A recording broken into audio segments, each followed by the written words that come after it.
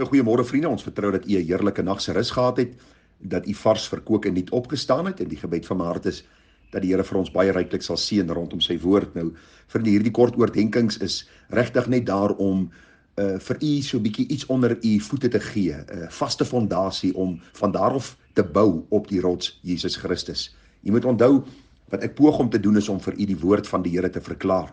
Daar is soveel dinge wat vandag die ronde doen, daar is soveel dwaalleringe, daar is soveel valse leringe, en ek poog deur die genade van die Here om die skrif te ondersoek en dan vir u te sê wat die Here uit sy woord sê. Ek sê nie daardeur ek is die enigste een wat weet wat die waarheid is nie, verseker nie, ek dank die Here, daar is 7000 ander wat die knie globaal nie gebuig het nie.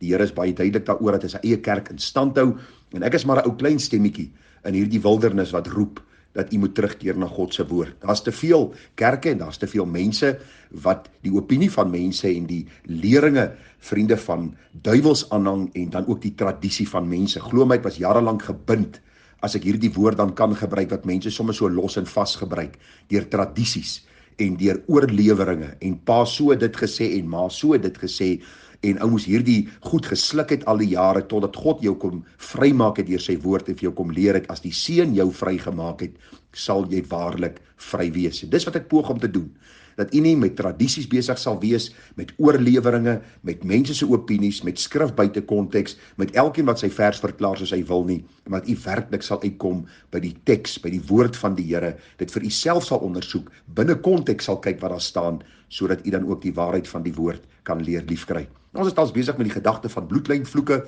bestaan daar so iets, en ek het vir u gesê, vriende, dit gaan oor hierdie klomp mense wat sê, dat daar in my vorige geslagte sekere goed gebeur het, en nou is daar 'n binding oor my lewe.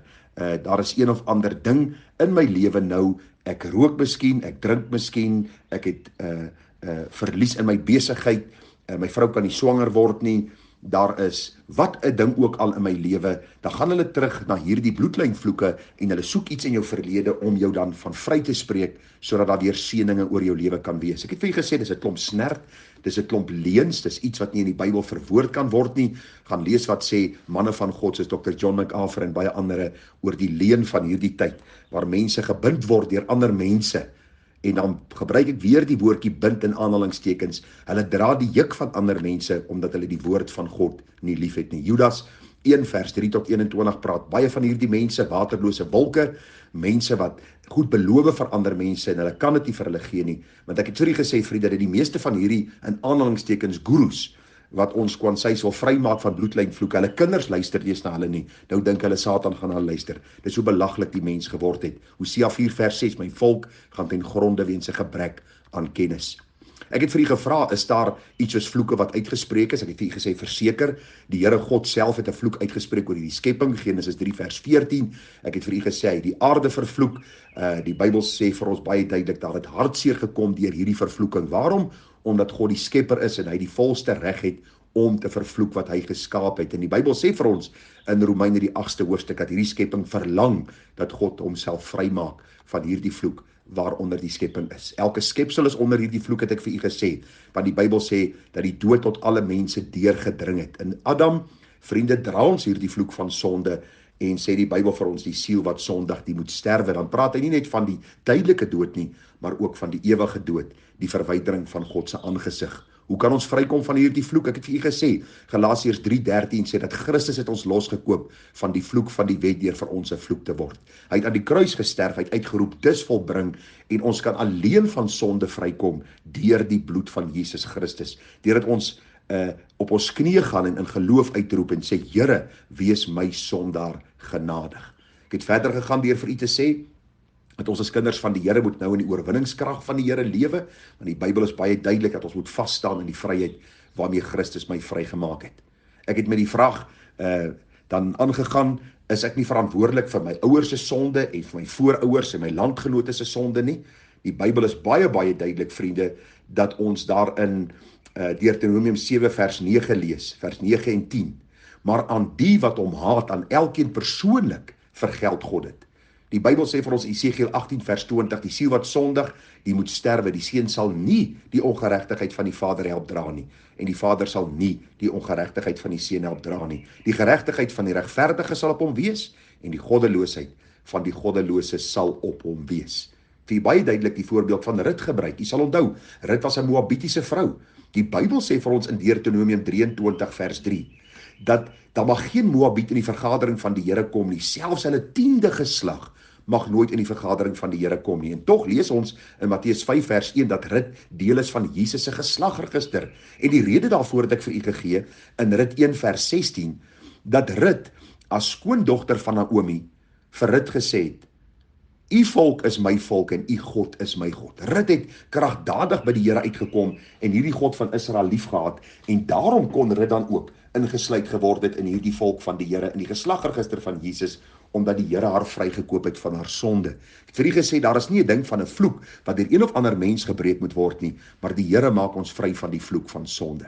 Vanmôre gaan ons dan net in slotte kyk na die gedagte, kan 'n ware kind van die Here deur een of ander binding of een of ander vloek gebind word. Mense kom en hulle sê, maar hierdie persoon het 'n vloek oor my uitgespreek en hierdie een sê dat ek nou demonies besete geraak het omdat hierdie en hierdie dinge in my lewe gebeur het, en verse wat hierdie ouens graag gebruik is, dinge soos Matteus 12 vers 43. Daar word gepraat van die onreine gees wat uit die mens gegaan het, deur waterlose plekke gegaan het en rus gevind het vir sy voet, en dan sê ek sal teruggaan na my huis waar ek uitgegaan het, en hy kom en vind dit leeg, uitgeveeg en versier. Dan gaan hy en neem 7 ander geeste slegter as hy self met hom saam, en hulle kom en woon daar, en die laaste van daardie mens word erger as die eerste. So sal dit ook wees met hierdie bose geslag. Wat wil die Bybel vir ons leer? Vriende, dis eenvoudig mense wat met die mond die Here bely.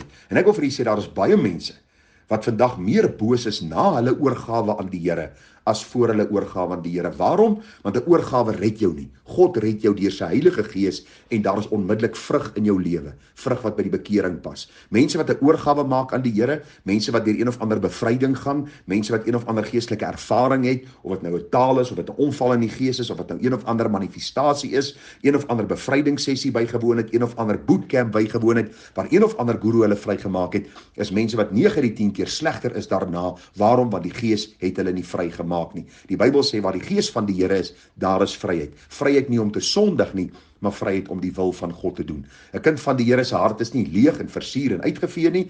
Die kind van God se lewe is gevul met die Heilige Gees. Efesiërs 4:30, bedroef nie die Heilige Gees deur wie julle verseël is tot die dag van verlossing nie. Kan 'n kind van die Here een of ander vloek oor sy lewe kry? Kan hy een of ander demoon in sy lewe kry? Verseker nie. Die Bybel sê vir ons baie duidelik, want die Heilige Gees het ons verseël tot die dag van verlossing. En daarom stel ons nou ons lede tot beskikking van die Here om sy wil te doen. Ons lewe behoort nou aan die Here en ons lewe soos erfgename van Christus. En die Bybel sê vir ons dat die Gees self getuig saam met ons gees dat ons kinders van die Here is. Kan kinders van die Here weer sonde doen? Kan kinders weer van die Here weer in sonde verval? Verseker. Daarom sê die Bybel vir ons baie duidelik, vriende, en dit is so baie duidelik, dat ons die sonde met alle mag en mening moet teëstaan. Onthou, daar is 'n verantwoordelikheid van ons kant om ons gedagtes gevangene te neem tot gehoorsaamheid aan die Here.